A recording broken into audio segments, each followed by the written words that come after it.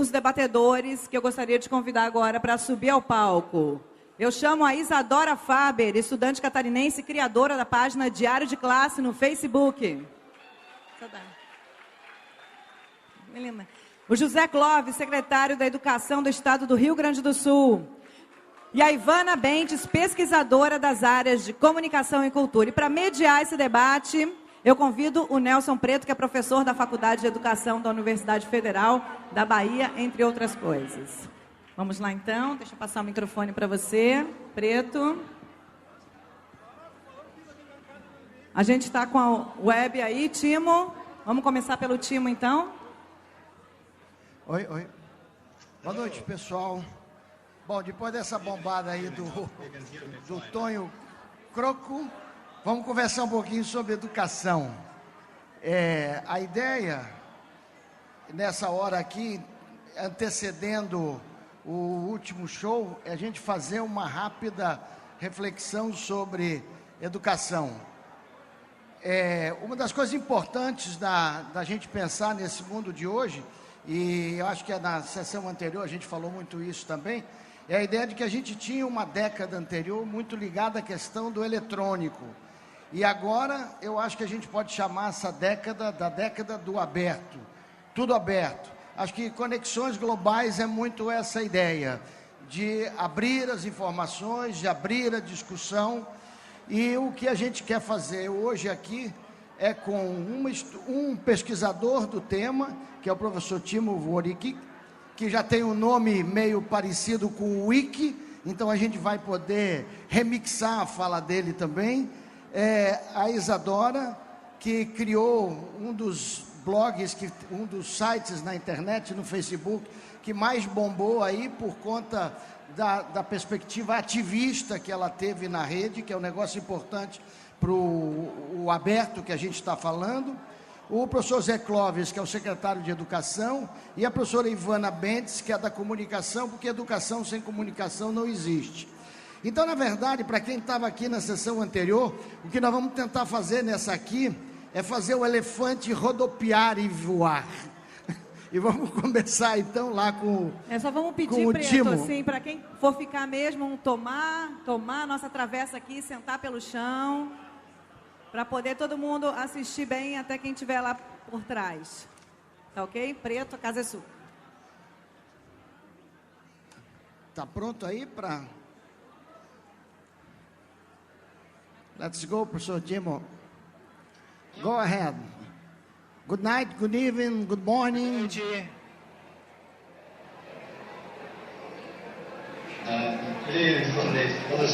Boa noite do outro lado do globo. Espero que a conexão está boa e você possa me ouvir. Me parece uma grande conferência que vocês estão tendo. Infelizmente eu não posso estar lá presencialmente. Agora, para falar sobre educação e a natureza aberta da educação, eu vou lhe dar uma pequena apresentação sobre isso. É algo complicado, porque até a definição de educação aberta é um pouco complicada, porque é um conceito variado. Então, ele inclui material de aprendizado eletrônico, há outros aspectos que são importantes para o sistema educacional. Agora, eu posso ver o primeiro slide, por favor?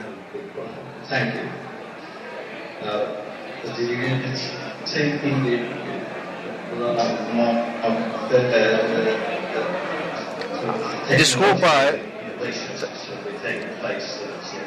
há certas inovações tecnológicas que têm acontecido desde os anos 80 e novas formas de pensar sobre o conhecimento que vão além das inovações tecnológicas, mas também mudanças sociais.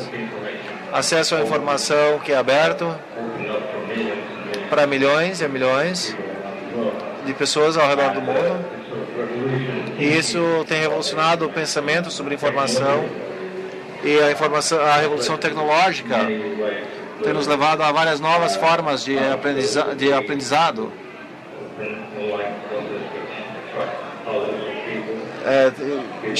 criando um novo processo que atrai muitas pessoas.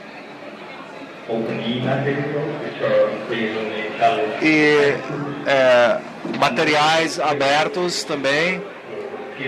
E pedagogia, que é uma avaliação por meio dos pares nas comunidades de aprendizado.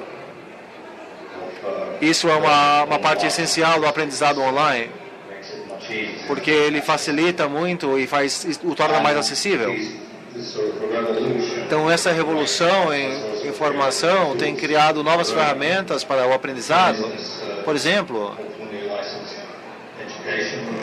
recursos de educação de com licenças abertas, que são acessíveis gratuitamente, e outras mídias que podem ser usados como recursos educacionais. E, por exemplo, a Massachusetts Institute of Technology tem currículos abertos, onde todos os materiais do curso estão disponíveis e são acessíveis para o público. Agora eu gostaria de ver o segundo slide, por favor.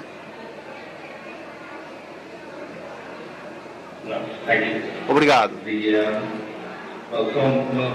Alguns dos participantes conhecidos na educação aberta, eu vou listar só alguns, há muitos outros, mas claro, nós temos as instituições de educação tradicionais, as escolas, as universidades, são participantes em novas formas de fazer escolas, vários ministérios de educação em vários países. É um movimento verdadeiramente global.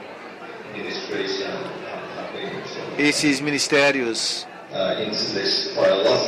têm se envolvido bastante com isso. No meu país, na Finlândia, e eu creio que no Brasil também, o conhecimento aberto em geral, a educação aberta, é uma questão muito importante.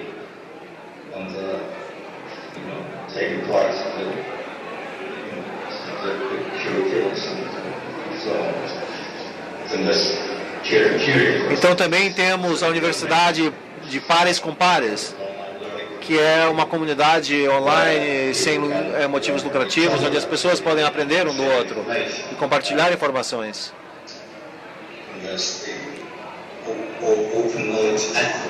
E então aqueles que advogam pela causa do conhecimento aberto é o que faz que isso aconteça.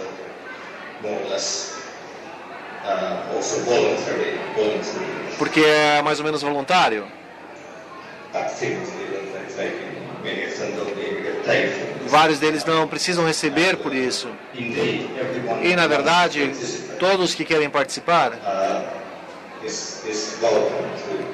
estão bem-vindos a participar no movimento de educação e conhecimento aberto. Isso significa que é verdadeiramente aberto a todos e não exclui a ninguém.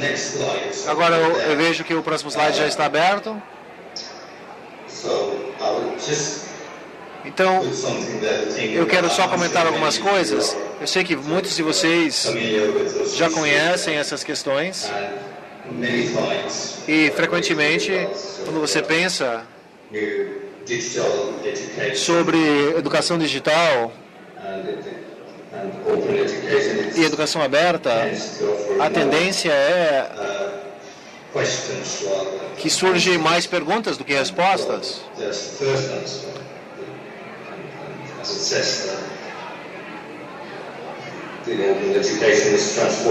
E com certeza nós vemos que isso está transformando o relacionamento entre a instituição de educação e a sociedade.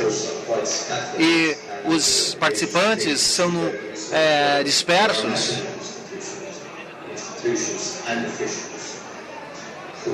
Então existem oficiais nacionais que estão tentando regular e examinando os eventos, mas também deveria haver instituições internacionais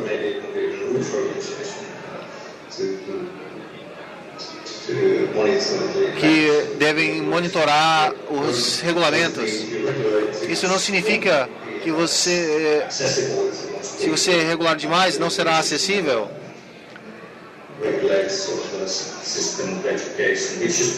E então, existe uma linha tênue aqui em fazer acessível ou não deixar acessível.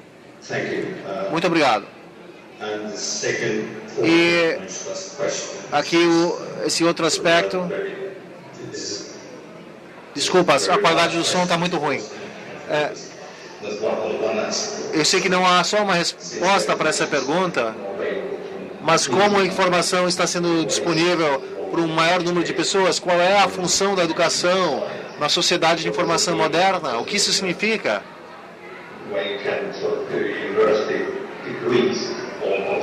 Significa que as universidades vão ser só um grupo social? Qual é o propósito deles? Qual é o papel do diploma na educação moderna, quando você basicamente pode receber toda a informação na rede? Isso é mais ou menos minha apresentação sobre a educação digital e a educação aberta. Agora, eu fui um dos editores do Open Book. Eu não sei, você pode mostrar o site com o link do Open Book? Ótimo, perfeito. Aí você pode ver, se você descer um pouco, você pode ver a introdução. É feito por um dos editores que advoga a causa do conhecimento aberto. Aí você tem um clique onde você pode ver também se você pode fazer um pedido por esse livro. Aqui você pode ver o livro aberto. E ele é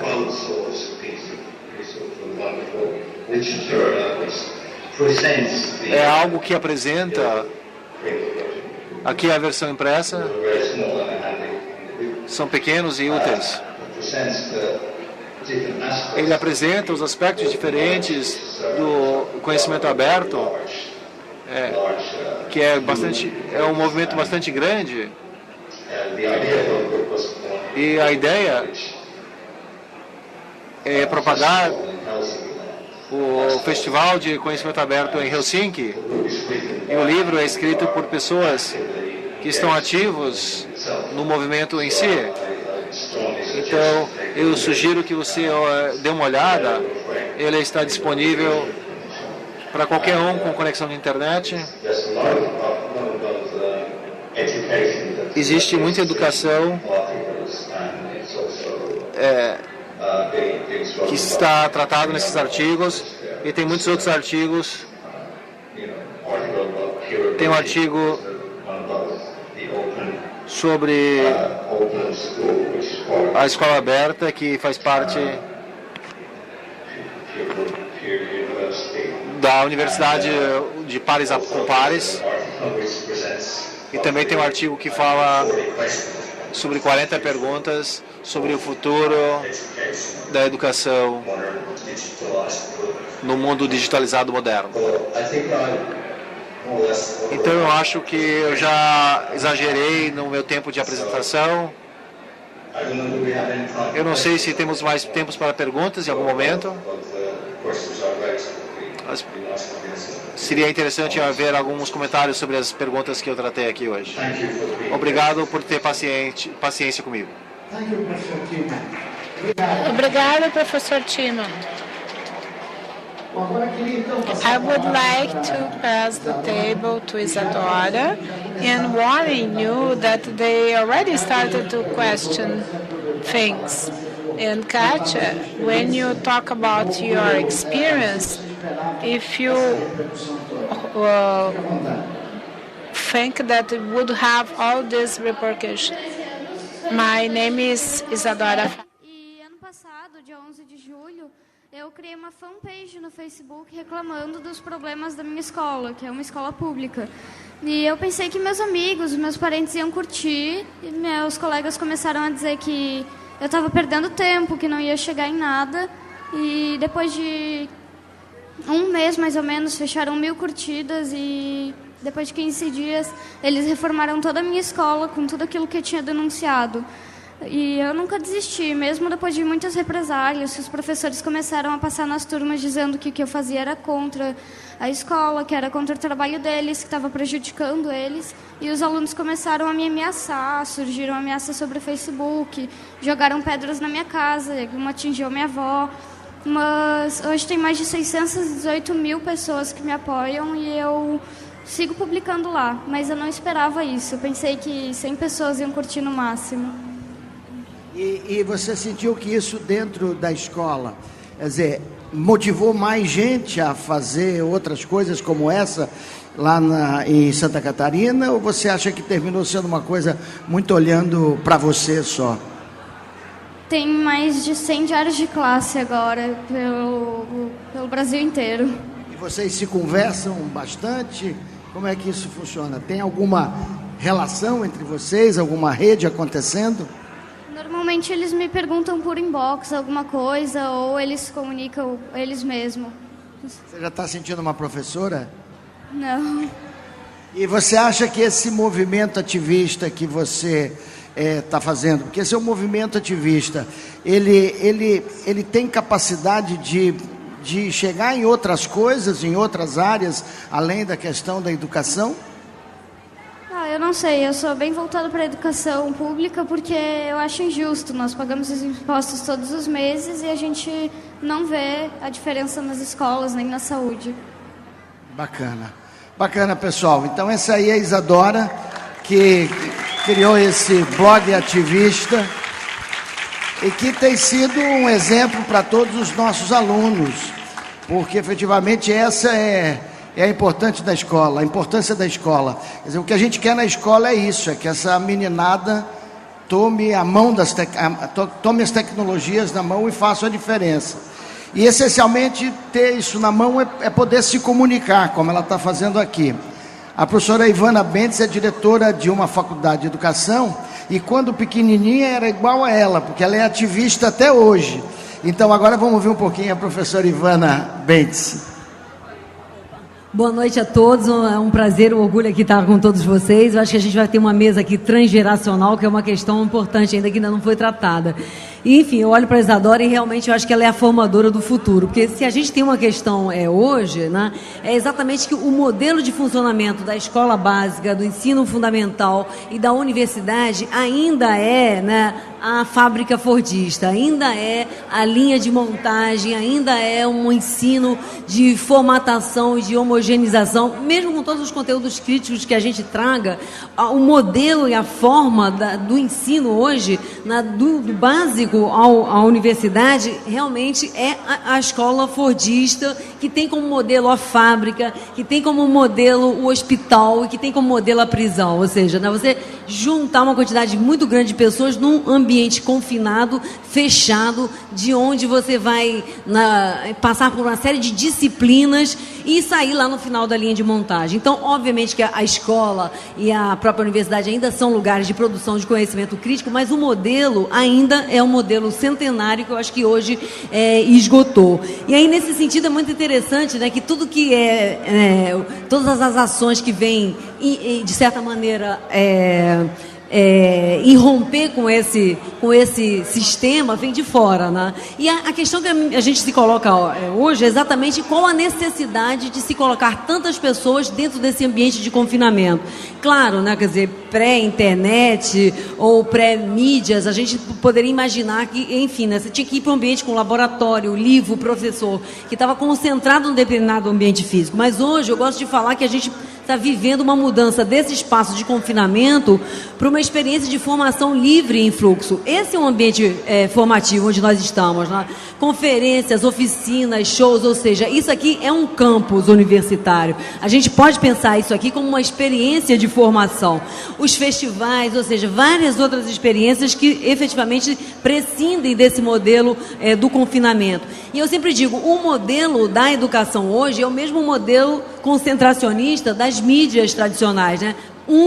Produzindo um conhecimento na sala de aula para muitos, né? O aluno, enfim, como esse lugar do consumidor, né? Que recebe informação, né? E pouco participa ou interage na sala de aula. Eu sou professora, né? Diretora de uma escola, prezo muito esses ambientes, mas eu acho que eles chegaram no limite. Eu sempre me pergunto, será que a gente vai continuar remediando esse sistema, remediando esse modelo? Ou vamos partir para outras experiências e outros modelos, né? Então, hoje a gente tem a possibilidade, talvez, de pensar um processo autoformativo massivo fora das escolas, fora da universidade, né? Quer dizer, então, quando a gente pensa hoje toda, né, quer dizer, essa formação colaborativa, as novas mídias, as redes sociais, né? A gente tem pensado essa relação onde muitos formam muitos, né? Onde a Isadora, com a rede dela, né, de blogueiros e estudantes, começam um processo formativo novo, né? Sem dúvida,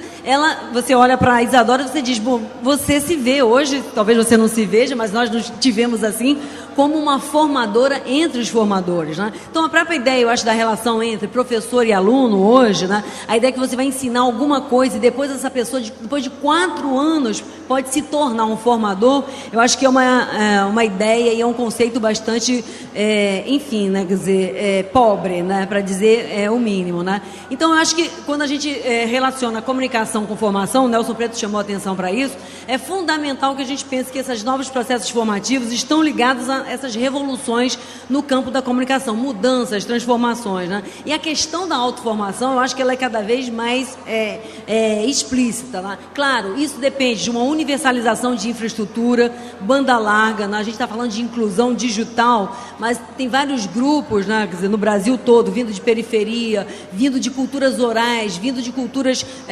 tradicionais, que preferem um conceito, uma noção que eu acho muito mais interessante. Em vez de falar de inclusão digital, de intrusão social e digital, nós vamos nos apropriar da tecnologia, né? É o que o Franklin dizia, que o Brasil é um elefante pesado, mas eu acho que essa geração não vai esperar o elefante pesado se movimentar. Já está se movimentando, né? Então, eu acho que a gente tem que pensar nessas mudanças, nesses processos de formação, que passam por essa autoformação massiva, que passam, né, por essa, sem dúvida, pela ascensão disso que a gente chama de uma inteligência, né, coletiva, que não espera o Estado, digamos, ou a escola pública ser reformada, ou a universidade mudar o seu modelo fordista, né? Eu acho que a gente está nesse processo de saída do especialista para o profissional multimídia, né, para esse trânsito entre as várias disciplinas, por essa mobilidade que eu acho que é decisivo, né, também, né? Ou seja, a ideia que eu acho que é central hoje é que a sociedade inteira forma, não só os professores. Eu acho que na mesa anterior se colocou muito em xeque o jornalista como mediador, né? E efetivamente, eu acho que a mídia somos todos nós. Nós todos nos tornamos produtores diferenciais de mídia e de conteúdos qualificados, não só os jornalistas. E eu acredito que o professor seja o último dos mediadores nessa mudança de modelo. Não que o professor, ou o formador, ou o tutor, ou o orientador vai desaparecer, mas tal qual ele aparecia na sociedade, né, fordista e disciplinar, eu acho que ele ganha um outro papel, né? Nós todos somos formadores.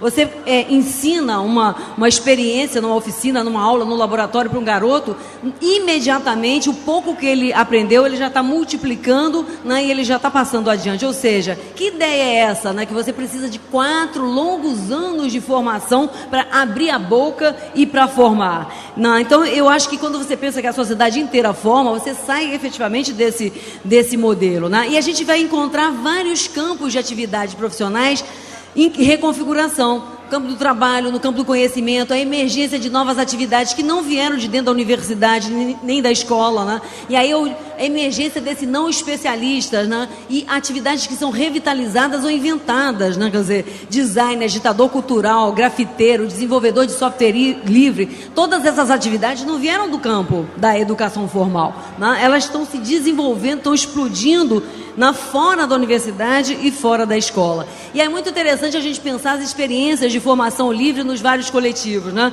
É uma das experiências inspiradoras da gente, por exemplo, a Universidade Livre Fora do Eixo, né? Onde pensa as suas casas e os seus coletivos como campus universitário, ou seja, você tem ali constantemente um aprendizado de formação em multimídia, em ativismo, em política pública, né? Ou seja, né? Eu acho que a gente está disputando essa terra digital e essa nuvem de dados. Por isso que eu acho que a gente tem que efetivamente começar a mapear essas experiências de formação em fluxo. Que metodologias são essas, né, para a gente pensar nessa autoformação massiva que, obviamente, depende de uma série de políticas públicas, né?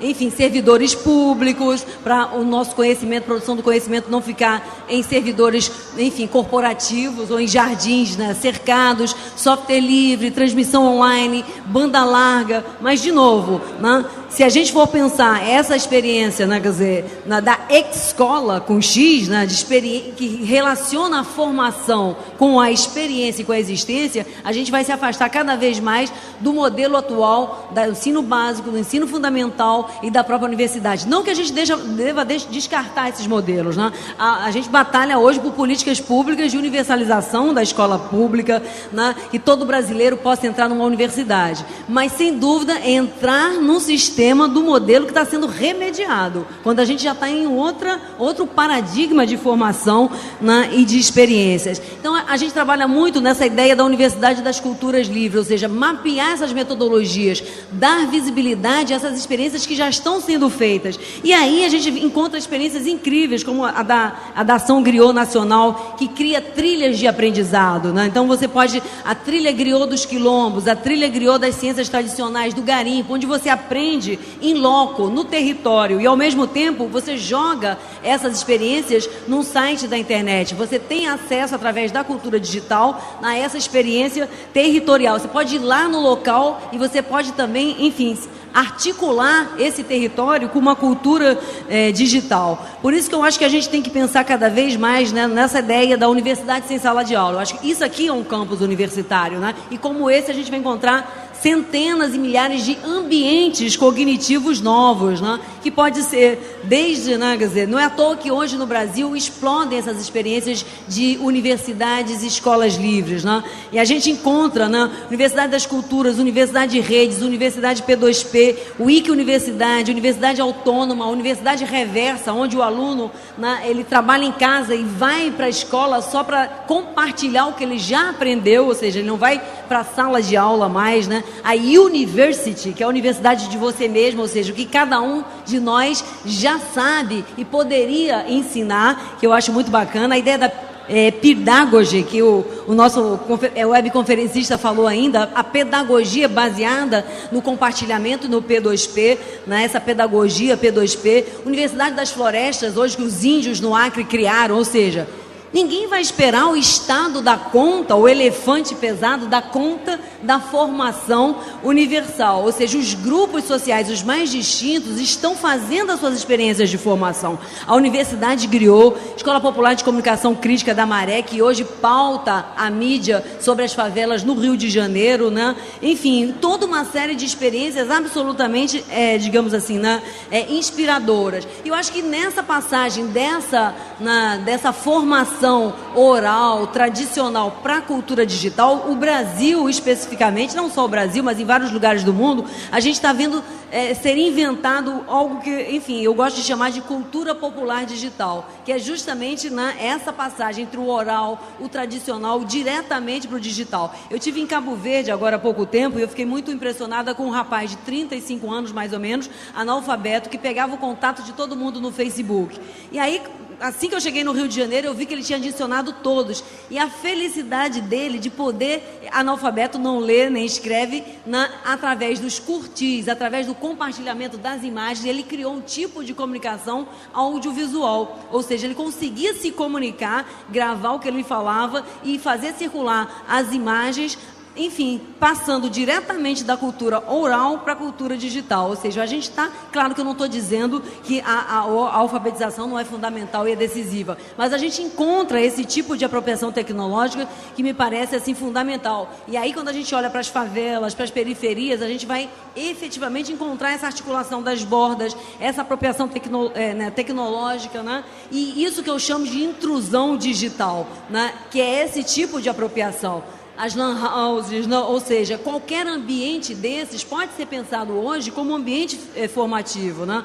A lan house, as experiências de mídia livre vindo das periferias, como o Viva Favela, né? A Agência Rede para a Juventude, onde os jovens fazem projetos de intervenção nos seus territórios, utilizando o Facebook para trocar informação, utilizando os sites, né, de pendurar conhecimento, informação e compartilhar, né? Enfim, eu acho que a gente está numa experiência muito interessante, onde a gente olha para essas bordas, cultura oral e favela, e não vê mais simplesmente carência, falta banda larga, falta educação, falta alfabetização, mas uma potência, ou seja, uma capacidade enorme, que eu acho que é a grande tecnologia brasileira, de transformar o que é mais hostil e a falta e a carência, né, exatamente em potência. E aí eu acho que meu tempo já acabou, né, Nelson? Então eu ia mostrar aqui alguns desses ambientes cognitivos novos, né? A lan house, a forma como, por exemplo, culturas tradicionais se apropriam da cultura digital, inventando aldeias e quilombos digitais, né? A gente tem várias experiências das culturas indígenas trabalhando com a cultura digital para preservar a sua língua, seus costumes, fazer ativismo, fazer luta política, né? Então é muito interessante, né, como a gente vai encontrar em vários campos. Quando a gente pensa em cultura digital, a gente pensa ainda numa cultura meio elitizada, mas como essa cultura hoje, ela é absolutamente transversal. Grupos quilombolas, o próprio Fora do Eixo, que eu já falei aqui, que tem uma experiência formativa impressionante, que atinge as cidades do interior do Brasil inteira, né? Efetivamente criando uma experiência de formação em fluxo, através de imersão, através de viagens, e sistematizando essas metodologias, né? Então, eu acho que a gente poderia pensar hoje, né, no mapeamento, né, dos pontos de formação. Se a gente juntar todas essas experiências formativas que aparecem, que explodem hoje no Brasil, a gente realmente constitui uma rede de formação livre, autônoma e em fluxo absolutamente surpreendente, né? Se a gente sair do paradigma da escola, da universidade, como modelo formativo, digamos, né, das novas gerações, eu acho que a gente vai encontrar experiências efetivamente, né, radicais, né, dessa formação, que tem como base, né, essa constituição de redes, né, de formação colaborativa, tem como base a cultura livre, as tecnologias da inteligência e essa construção do novo comum. Então, para terminar, eu só queria dizer que a ideia de futuro é uma ideia muito antiga, e a gente, no presente hoje, no Brasil, está vivendo e está mapeando e conhecendo experiências absolutamente surpreendentes, que eu acho que tem que ter visibilidade, que tem que funcionar como laboratório de políticas públicas, né? E já que o Estado é tão pesado, paquidérmico e lento, essas redes são absolutamente velozes, vorazes, né? E elas já estão nesse outro lugar, né? Elas já estão nesse outro lugar que não é o do futuro, que é essa nautopia, né? Desse presente que eu acho que já está sendo transformado. É isso, obrigada. Obrigado, Ivana. Altamente veloz. Coitada, e eu não pressionei muito, hein? Professor Zé Clóvis, então, agora um pouquinho, e depois a gente volta um pouquinho mais para a Ivana, por favor. Acho que a questão que a professora levantou, o diagnóstico do caráter, do paradigma taylorista-fordista da escola, que é um ponto de partida que eu também uso para analisar a escola. Isto significa que a nossa escola, ela tem uma cultura conservadora muito grande, porque aliou a cultura da fábrica à base filosófica positivista.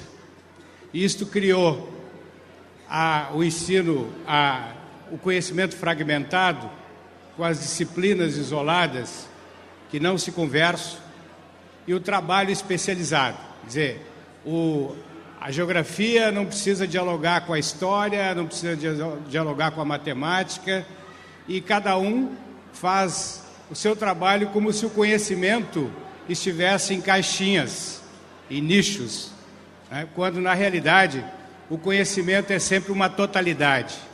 Nenhuma disciplina, isoladamente, dá conta da explicação de um fenômeno. A matemática sozinha, ela não explica um fenômeno matemático. A história, isoladamente, não explica um fenômeno histórico, porque a realidade, o fenômeno, é uma totalidade e que dialoga com todas as dimensões do conhecimento. E as disciplinas são uma artificialidade criada na Revolução Industrial, que traduzia o conhecimento necessário para a fase mecânica da tecnologia. Portanto, não dialoga a estrutura da escola, a forma com que a escola trata o conhecimento, não dialoga com a tecnologia que nós temos hoje.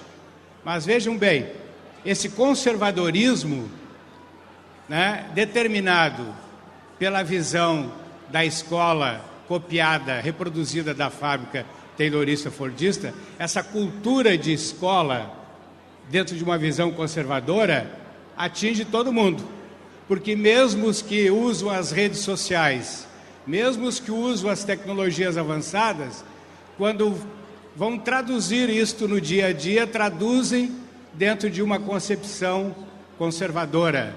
Tem dificuldade de trabalhar em rede, tem dificuldade de conceber o conhecimento como uma conexão permanente, como um círculo em andamento permanente, né? E quando se fala em escola, se volta para a visão conservadora. Sempre que eu peço uma peça publicitária para o pessoal do marketing, né, do governo do Estado, a primeira coisa que aparece é os lapisinhos e o quadro negro. Quer dizer, essa é a ideia de escola predominante, né? E evidentemente que a escola que dialoga, a escola para utilizar as ferramentas tecnológicas como instrumento de construção do conhecimento, ela tem que trabalhar de forma coletiva, interdisciplinar, né? Tem que superar as disciplinas isoladas, tem que se relacionar com o mundo vivo na sociedade, com o mundo do trabalho. A escola tem que ser um espaço de criatividade, não pode ser um espaço de repetição. E a escola, tal como ela foi criada, ela é um espaço de repetição, porque o conhecimento é um pacote. O conhecimento exigido é um pacote que vem pronto, né? E a gente sabe que isso não é conhecimento. A gente também precisa trabalhar essa diferença no mundo da tecnologia. O que é informação e o que é conhecimento. A escola, até um determinado momento, ela era o centro da informação. Ela que dava a informação para os alunos, né? O professor era uma espécie de mestre depositário do conhecimento enciclopedista. Hoje não existe mais esse professor, e não existe mais essa escola. As informações entram na escola de todos os lados e de todas as formas.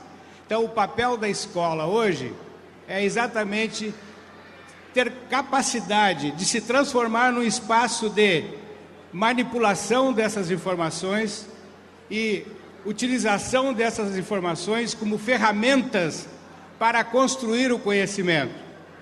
Que o conhecimento é exatamente o novo, a nova percepção da realidade. Conhecimento não é repetir alguma coisa já conhecida. Repetir o que está no livro, o que está gravado no computador não é conhecimento. O conhecimento são as relações que se podem produzir através das informações já existentes. E esse salto de qualidade que a instituição escola tem que dar para dialogar e utilizar de forma eficiente e competente as novas tecnologias na construção do conhecimento. E aí a escola não pode perder o espaço, a importância, a função social da escola que ela não pode perder é, apesar do grande desenvolvimento tecnológico, apesar da grande possibilidade de relacionamento fora da escola, é preciso que a escola seja mantida como um espaço de reflexão e de aprofundamento, de construção de valores éticos, de sentido para o conhecimento, né? Essa função a escola não pode perder. E esse espaço de aglutinação da informação e a transformação da informação numa ferramenta de construção do conhecimento e de uma reflexão sobre o conhecimento e o seu sentido e a sua possibilidade e a sua aplicação e a sua condição de construir pessoas melhores e um mundo melhor é a função que a escola precisa readquirir. Mas é preciso essa quebra de paradigma.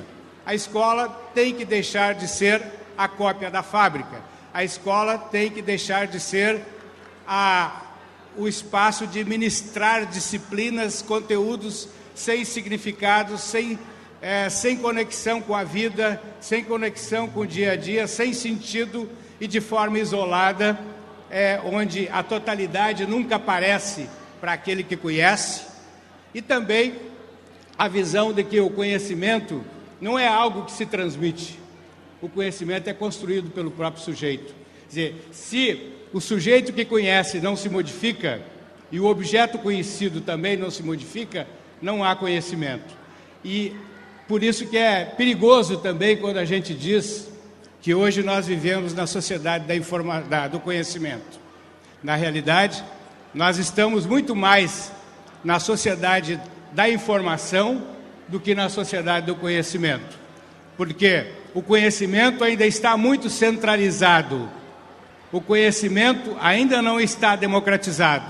E eu acho que a cultura popular digital é um instrumento fundamental para que a gente, de fato, possa democratizar o conhecimento que hoje está concentrado em 200 ou 300 grandes corporações internacionais. Então, não podemos confundir o grande volume de circulação de informação que nós temos hoje com a democratização do conhecimento. Quer dizer, nós precisamos sim dar o salto da sociedade da informação para a sociedade do conhecimento. E a escola tem que compreender que ela não pode ser um local de repetir informação, mas tem que ser um local de utilizar a informação como ferramenta para construir o conhecimento, ou seja, novas percepções do mundo, da realidade. E esse papel da cultura digital, essa função da cultura digital, ela tem que então ser articulada com essa compreensão de que as novas tecnologias, para que elas de fato democratizem o conhecimento, elas têm que estar ligada a uma nova concepção epistemológica de conhecimento, que liberte a instituição escola do paradigma taylorista-fordista. Muito obrigado. Muito obrigado, professor Zé Carlos. Perfeito. Passa aqui para a Isadora. Eu queria, antes de começar, já tenho umas 3 perguntinhas. Eu combinei aqui com a Isadora que eu queria fazer uma provocação a ela, e o professor Zé Carlos terminou levantando a bola para a minha provocação com a história do lápis e do caderno. Porque a gente tem visto muito essa história de que o Facebook agora vai substituir o e-mail e coisas desse tipo. E aí eu queria que você comentasse um pouquinho, quer dizer, você usando intensamente o Facebook, quer dizer, como você vê ele como algo que possa estar dentro da escola, como o professor Zé Carlos estava falando? Grande parte das pessoas usam o Facebook para diversão ou comunicação. Tecnologia faz parte da vida de 99% das pessoas. Tem que estar dentro das escolas também, né? E eu acho que o Facebook pode ser usado para coisas úteis também, como eu usei para denunciar problemas da minha escola e hoje eles melhoraram a minha escola. Ela está novinha e eu acho que as pessoas têm que saber usar a ferramenta para que ela funcione, para que dê certo. E os professores conseguiram acompanhar isso a partir do momento que você foi usando mais e mais gente foi usando? Isso foi modificando o uso dele dentro da escola? Dentro da minha escola não mudou, acho que nada. Não, né? Não. E você, nas suas conversas aí com a sua galera, você vê que isso acontece também em outras escolas com dificuldade de uso? Ou tem gente que diz que tem escola que pode usar? Eu acho que até os professores e diretores, eles proíbem o uso do Facebook dentro das escolas, né? Mas eu sei que muita gente usa só para diversão mesmo, entretenimento. Certo. O Irada aqui fez uma pergunta pelo Twitter para você, e que eu imagino que deva ser que todo mundo termina fazendo sempre, que é: o que você quer fazer como profissão? Eu quero fazer jornalismo. Então, já começaram a ter outras perguntas aqui. Isadora, essa aí é para você, ó. Você acha que os professores estão correndo atrás para se atualizarem em novos métodos de ensino agora nessa era da internet? Você acha que eles estão fazendo esforço, estão correndo atrás para isso, ou estão com dificuldade? Com certeza tem professores que querem aprender a usar a tecnologia para poder se comunicar melhor com os alunos. E os meus professores, eles dizem que não gostam do Facebook, não usam, e se usarem não vão adicionar ninguém de dentro da escola. Mas acho que está certo aqueles que correm atrás para tentar ter uma linguagem melhor com os alunos. Bacana. Professor Zé Clóvis e Ivana também. A Cris aqui perguntou para falar um pouquinho sobre educação à distância. Se vocês puderem falar um pouquinho sobre educação à distância. E se vocês puderem ir passando mais as perguntas aqui, que eu vou me organizando. A educação à distância, ela é hoje inevitável, né? Só que, é claro, quanto mais mesclada com a presencial, né, é muito importante, porque nós não podemos extirpar, né, no processo de ensino-aprendizagem, né, as relações pessoais, a interatividade.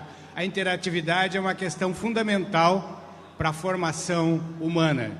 Então, a interatividade, ela pode se dar à distância, mas ela precisa se dar também a nível direto, pessoal.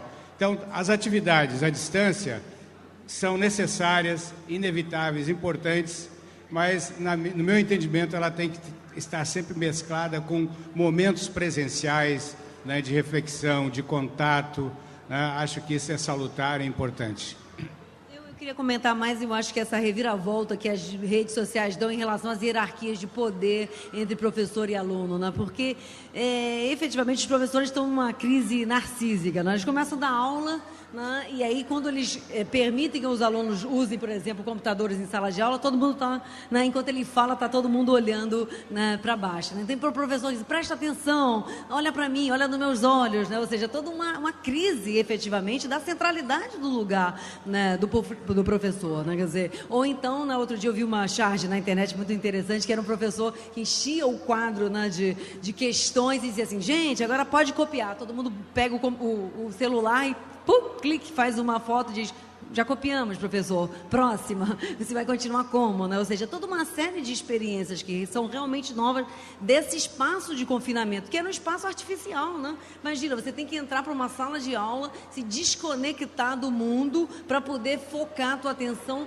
numa única fonte, digamos assim, de informação. Quando hoje a gente sabe que, enfim, as novas gerações e outras são multitarefas, que você consegue ouvir alguma coisa e escrever sobre ela, tuitar sobre ela, né? Então, a gente tem feito experiências, por exemplo, como a aula tuitada, né? Enquanto o professor fala, os alunos tuitam, escrevem, no final, o professor vê tudo que foi escrito em relação àquilo que estava sendo dito e, enfim, dá uma nivelada no que foi entendido ou não foi entendido. Ou seja, tem como a gente pensar a inclusão das tecnologias dentro da sala de aula sem esse modelo proibitivo: desliga teu celular, fecha teu computador, presta atenção em mim, né? Que é exatamente essa experiência experiência que é uma experiência laboratorial. A gente pensa muito, por exemplo, em uma graduação na escola de comunicação inteira laboratorial, que o aluno não entra em sala de aula nunca. Durante 3, 4 anos, ele entre com um projeto, ao invés de sair com um projeto, ele tem um projeto no início da experiência e do curso, e em torno desse projeto os conhecimentos se articulam, porque a escola tradicional, ela é uma espécie de exterminadora do desejo, né? É isso, uma jovem como ela entra e é uma página em branco que vai receber, né, conhecimentos, informações, e no final vai pensar num projeto na universidade. É um exterminador do desejo, na verdade, né? Quando a garotada entra, tem que estimular ao máximo o desejo de projeto. Isso eu acho que é uma inversão grande, né? Bacana. Muita gente falando aqui, Cris, Juca, fazendo comentários e entrando ao vivo, conversando, na verdade, aqui. E a gente queria saber se alguém quer fazer alguma intervenção. O André está... Aqui tem uma aqui, o André. Aqui, ó. Aqui. Fala aí seu nome, porque o pessoal que está na internet... Boa noite. Eu gostaria de fazer uma pergunta ao secretário José Clóvis a respeito do conteúdo que se é acessado na internet. Se por acaso já existe ou se é pensado numa espécie de jornal com um conteúdo que dê dicas sobre o que acessar na rede, porque voltado aos jovens, né? Porque hoje a grande maioria dos jovens acessam a internet, mas muito voltado às redes sociais. Eu gostaria de perguntar se isso já existe, esse tipo de informação voltado para os jovens. Qual é seu nome? Stephanie. Mais alguém quer dar uma palavrinha aí? Então, secretário, por favor.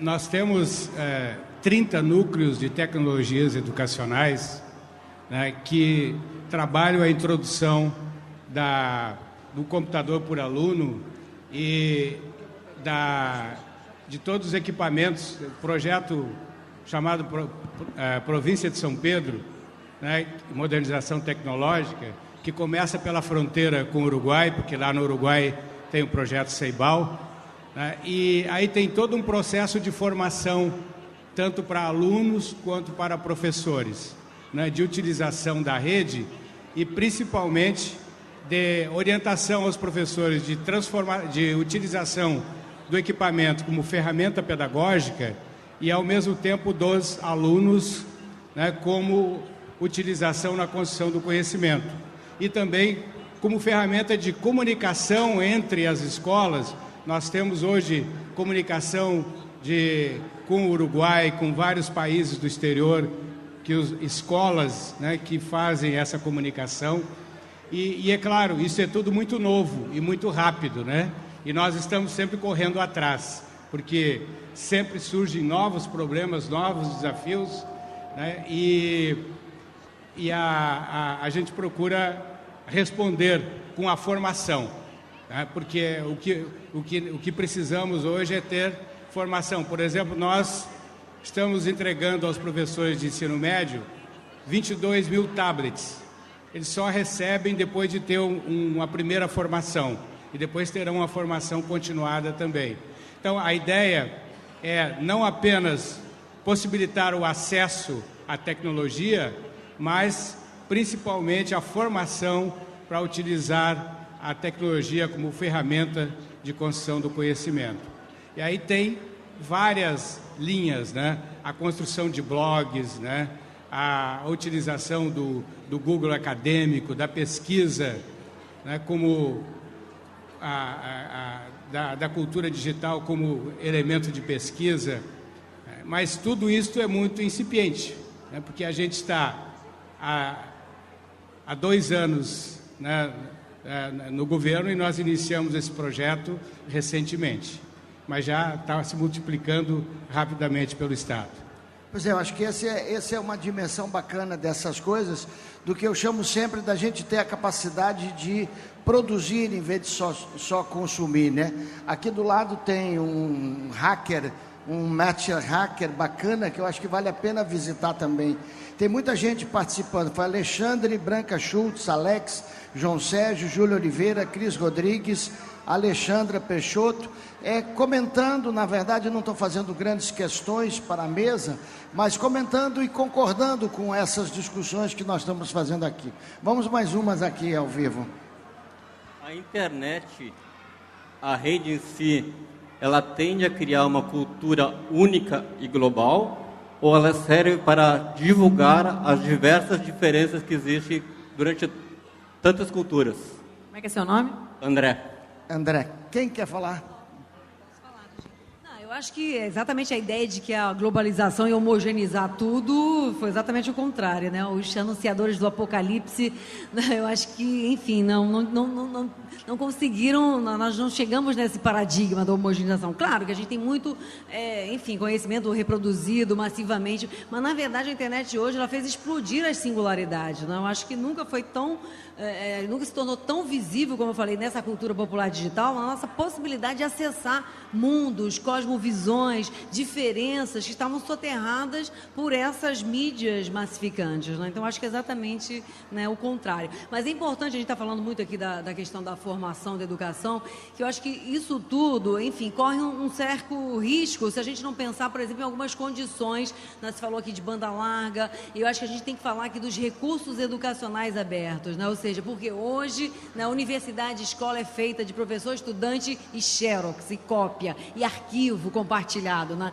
E hoje, pela lei brasileira, nós somos todos criminosos quando a gente compartilha um livro, quando a gente compartilha um capítulo de livro, né? Então a gente está num momento fundamental nessa reforma da lei do direito autoral, né? Claro. E se não colocarmos a questão da livre reprodução dos arquivos, né, abertos para uso cultural e educacional, essa revolução toda que a gente está falando, ela vai ficar barrada, né? Porque essa é uma questão decisiva e fundamental que muita gente aqui, Nelson Preto, ativista dos recursos educacionais abertos, estamos, né, batalhando, lutando, né? Ivana, aproveitando que você está com o microfone aí, o Pedro Santos, lá de Salvador, da Bahia, quer que você fale um pouquinho mais, mas não muito, sobre essa formação em fluxo a partir dos diversos movimentos sociais. Eu acho bacana essa questão, porque, no fundo, toda essa discussão sobre recursos educacionais abertos, banda larga, porque falar em formação em fluxo sem banda larga não adianta nada. Fala um pouquinho. Eu acho que é uma ideia mesmo, como eu falei, né? Isso aqui é um campus formativo, você não precisa mais estar confinado em espaços físicos para se formar. As coisas estão penduradas, né, nesse grande espaço, né, quer dizer, de liberdade também de controle que é a internet, né? E a mim, eu acho que fica cada vez mais claro, né? Quer dizer, essa ideia de que, enfim, a formação, a produção do conhecimento, ela não tem um início e um fim, né? Então a ideia da formação, de você se formar durante 4 anos, 3 anos, 2 anos, cada vez mais a gente experimenta essa ideia mesmo desse fluxo formativo, ou seja, em qualquer lugar que eu esteja, eu posso estar numa experiência de formação. E muitas vezes os grupos, os coletivos, não se percebem como formadores, né? Então o que a gente tem descoberto, a gente vem descobrindo, é exatamente muitos coletivos, movimentos que têm experiências e metodologias formativas em multimídia, em utilização de internet, ou uma experiência da metodologia, da pedagogia griot, baseada na oralidade, ou seja, uma riqueza enorme de uma experiência que eu digo, né? Quer dizer, que quando ganha visibilidade, a gente vai poder transitar, né, entre elas. Eu acho que no fluxo estamos todos, né? Mais alguém quer fazer algum comentário? Eu tô doido para fazer um comentário aqui para Isadora. Então faz um antes aí, passa aí. Aqui é do lado seu aí. Marcelo. Não, só um comentário, acho que a gente já conversou isso em outras mesas, mas eu queria colocar aqui, né, o caso do Aaron Swartz, né, esse jovem norte-americano que se suicidou aí alguns meses atrás, né,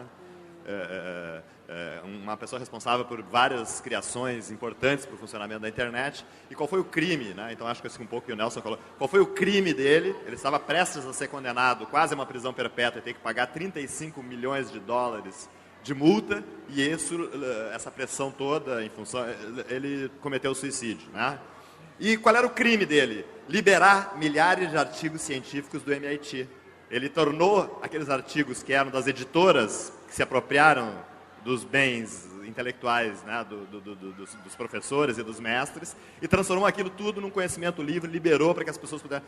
Então, é isso que nós estamos falando, né? Se não tiver a ideia, né, de que o conhecimento produzido dentro das escolas, das universidades, etc., não sejam mais refém das editoras, né, como é hoje, né, e que sejam abertos e que possam ser reescritos, reinventados a partir da obra original, criar as derivadas, como sempre funcionou a academia, né? Então acho que isso é só um comentário.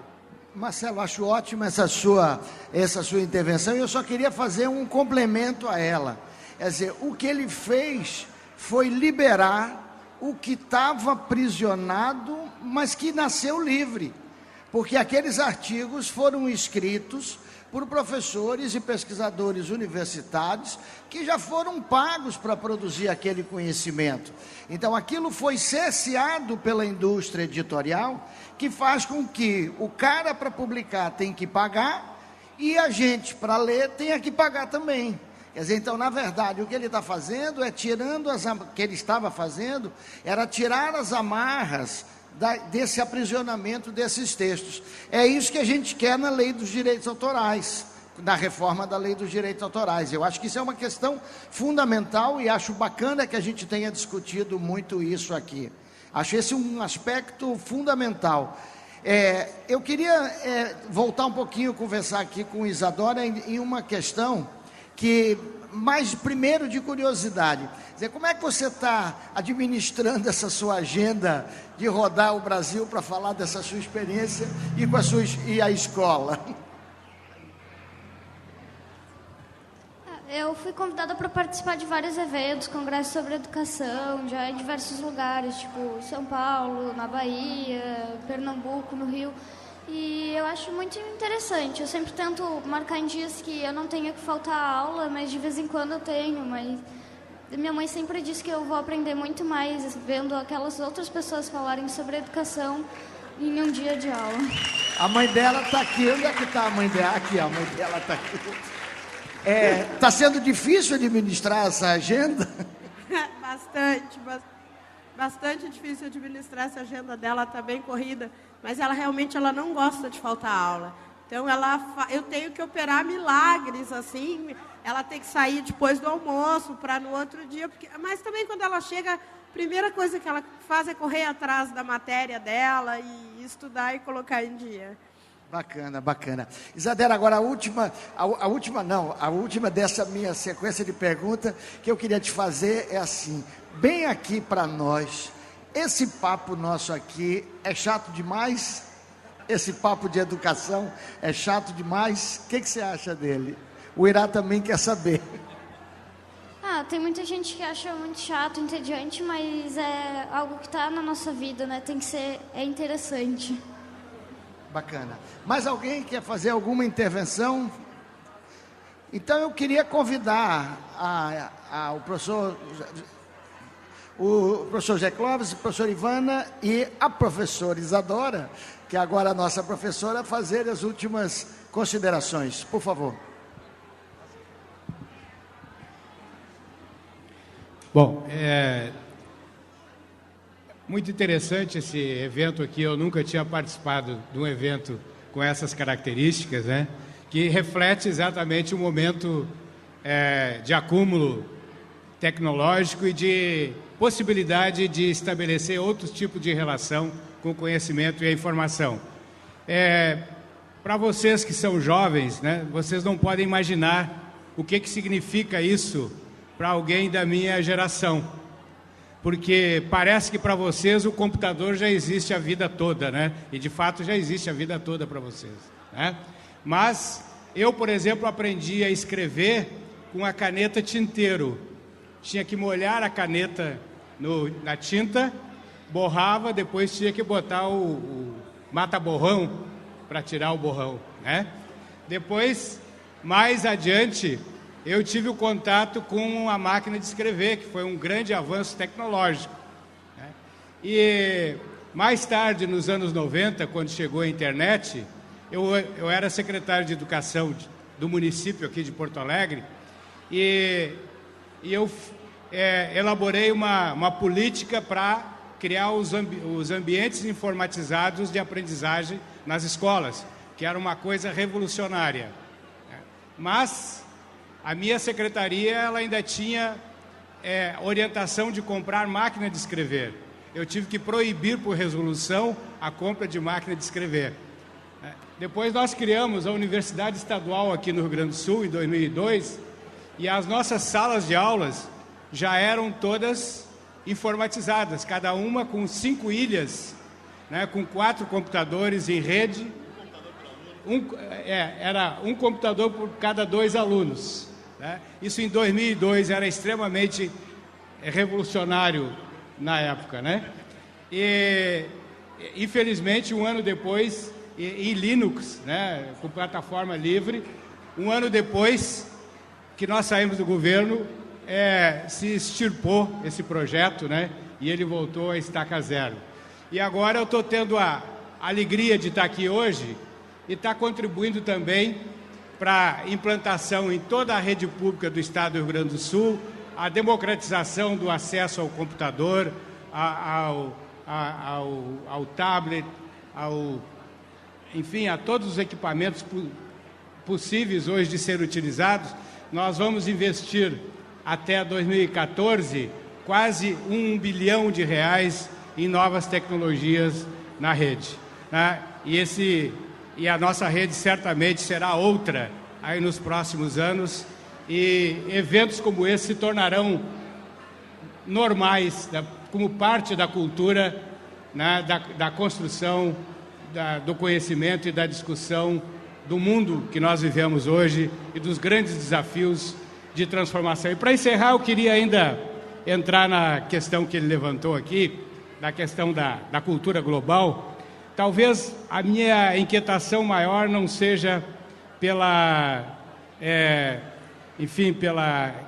surgimento de uma cultura, mas o perigo de um excesso de individualismo. Esse talvez seja o nosso grande desafio, de como a tecnologia não nos isole, não nos separe, apesar dessa possibilidade infinita de interação, né? Também há a possibilidade do isolamento e de surgir daí uma perigosa cultura do individualismo. Para isso, nós temos que estar muito atentos. Obrigado. Obrigado, professor. Professor Zé Clóvis, secretário de Educação do Rio Grande do Sul. Ivana, por favor. Eu queria dizer e reforçar que eu acho que a educação e formação é importante demais para ficar na mão de especialistas, professores e pedagogos, né? Eu acho que nós todos somos formadores. Eu acho que a gente está nesse momento de entender que a sociedade inteira forma, que todos nós temos competências e expertises, e eu acho que é isso que eu pensava quando eu falava dessa formação em fluxo, ou seja, a experiência formativa está em todo lugar. A gente está aqui numa escola a céu aberto, né? Eu acho que essas experiências têm que ser reconhecidas socialmente, têm que ser reconhecidas pela escola, têm que ser reconhecidas pelo Estado, porque essa experiência já está se dando, né? Enfim, né? Eu acho que a gente está num momento muito estimulante, fascinante mesmo, né? Quer dizer, que é esse momento onde assim, o novo já apareceu, mas o velho, né? E os velhos modelos se recusam já apareceu, já emergiu, mas o velho, né? E os velhos modelos se recusam a sair de cena. Eu acho que a gente tem que dar a gente tem que empurrar e a gente tem que forçar a barra para que essa mudança aconteça, porque ela também, eu acho que ela não é natural, ela depende de uma intervenção, depende de luta, depende de condições, né? Eu acho que é nesse momento que a gente está, que é um momento, eu acho que privilegiado. É isso. Bacana, obrigada. Obrigado, Ivana. Antes de Isadora, só dizer ao professor José Carlos, José Clóvis, não ao secretário, que seus fãs estão mandando abraço.